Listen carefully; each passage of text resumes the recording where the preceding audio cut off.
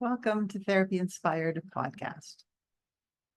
As therapists, we have a unique view of the world. We hold a space for grief and trauma, and yet we also get to witness resilience and healing, all while being human ourselves. We hope to share helpful psychoeducation with our insights from our world as psychotherapists. And now a disclaimer. We'll be talking about things related to therapy. However, listening or engaging with this podcast does not equate to a therapist-client relationship. And while we may discuss insights from working with various clinical issues, we don't reference specific cases. Hi, my name is Darby Crosby, and I'm a registered psychotherapist and owner of Crosby Counseling and Wellness, where I see individuals, families, and couples through virtual services all across Ontario. And I'm Kameela Osman. I'm a registered social worker. I have a clinic in Bowmanville Elite Counseling and Consulting, where I see clients in person as well as virtual throughout Ontario. We've been talking about self-talk and some of the thinking traps we can fall into in the way that we talk to ourselves. Today, we're going to be exploring perfectionism and perfectionist traits a little bit further. So what is perfectionism? Perfectionism is basically that we're striving to be perfect, right? That we have to accomplish everything with extremely high expectations. And sometimes those expectations are unrealistically high, right? And striving to be perfect often sets us up to make mistakes, often sets us up to have challenges. And then we end up judging ourselves a little bit more because we didn't meet our expectations, and the cycle continues. Perfectionist traits can come from long-standing narratives, sometimes developed from external voices, someone that was pushing us to reach those high levels or to have some of those high expectations of self. And other times they can come from experiences. So someone made a comment, we internalize that comment ourselves. No one was reinforcing it throughout our lives, but that experience, I felt embarrassed in that moment and I didn't want to feel like that again. And we internalize that. And so, the thing that can help us when we look at the various ways that those perfectionist narratives, those stories that we hold on to for ourselves, and it turns into self-talk, when we can identify what are some of those roots, then we can reassess, was that from a skewed thought? Was that thinking accurate now that we're an adult at this point in our life, where we're at in our life? If we can look back and say, maybe I was off in that thinking, then we can reassess and be less tied to that perfectionist narratives. Often we hold our narratives very close to our chest. This is a long-standing belief, and it's hard for us to shake it even when we're trying affirmations, even when other people are giving us other feedback.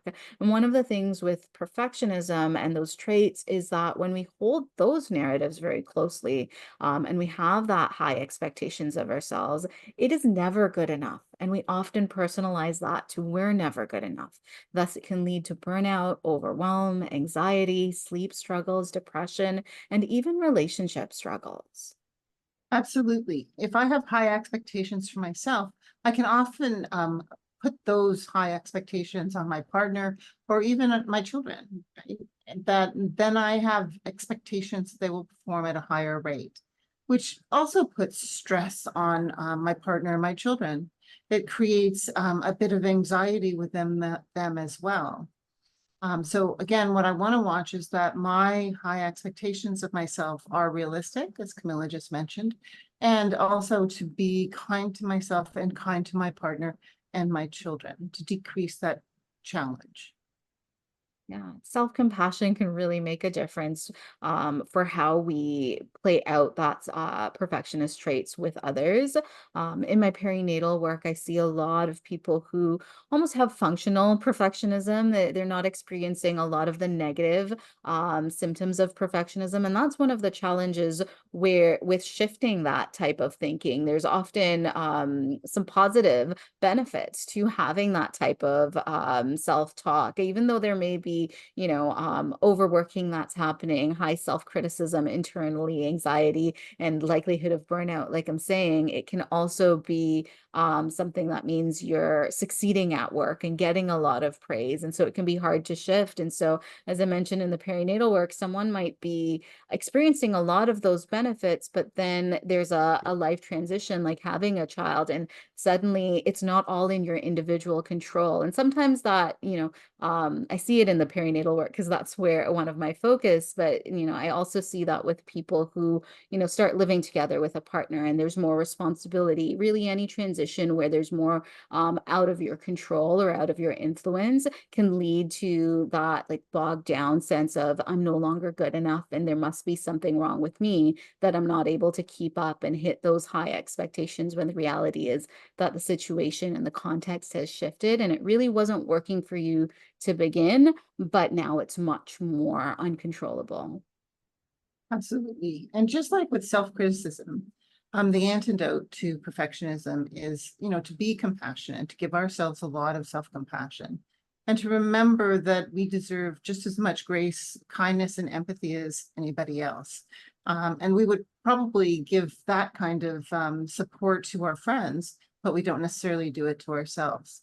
So sometimes what I've used as an exercise, if a client is a crafter, for example, I'll ask them to create a small project, for example, that they can do easily and make mistakes in that project and see what that feels like, and sort of start to challenge the thoughts of perfection. Because when you do an exercise where you have to make mistakes, it highlights where you get more anxious and why things have to be perfect.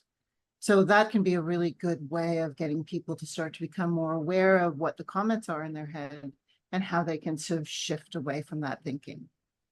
It's really an exposure therapy that you're describing, Darby. I love that exercise because it's building distress tolerance for those mistakes, as well as, like you said, that self-reflection of what's the emotions that are invoked by making mistakes. You might be able to identify some of those roots that we're talking about as to why that is distressing when you make mistakes in that way.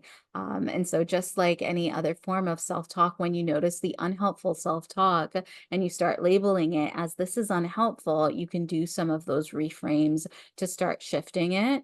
And the other thing that goes along with that is recognizing that perfectionism, like self-criticism, it's actually very inefficient. And that's often a misconstrued thought. We think that, striving for high standards and being a perfectionist is something to be admired, but actually it can keep us stuck. It can keep us immobilized. We're not making decisions because we're not sure how we can go forward, or we're not sure if we're making the right decision. We're so focused on it being right and being perfect, we can end up in paralysis in our decision making, or our mobilizing to meet our goals. There's often also a connection between perfectionism and procrastination, a bit of a cycle that can come up where we are striving for that perfectionism. And as I mentioned, we can slip into that bit of paralysis, procrastination, and we can stay stuck there for a long time. And then it leads to some anxiety, and that anxiety, procrastination can go back and forth for some time while feeling shame for not activating. And the more that we feel that shame, the more it keeps us stuck, the more it keeps us in the procrastination until we absolutely have to mobilize, and the anxiety gets really high. We may have other health symptoms and other negative experiences because of that high sense of shame and anxiety until we actually complete the task. And usually there's a bit of relief after we complete the task, and then we can slip back into the cycle for the next thing we need to mobilize around. And so when we look at that whole cycle, what we miss out on is the fact that if we could accept good enough,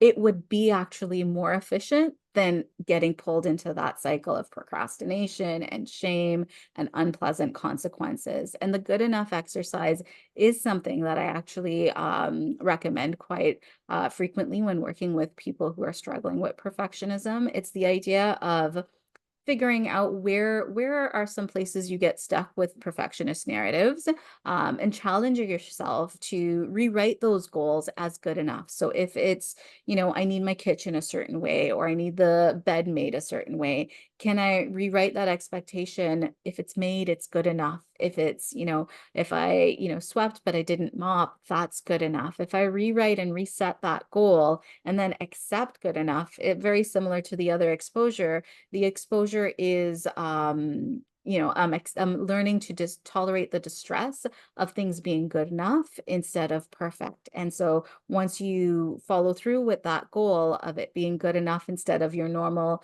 high standard, then you can adjust that expectation, explore feelings, what came up, and you may also touch on roots from there. So next episode, we're going to be continuing our exploration in terms of the self-talk thinking traps. So we look forward to you joining us on our next episode.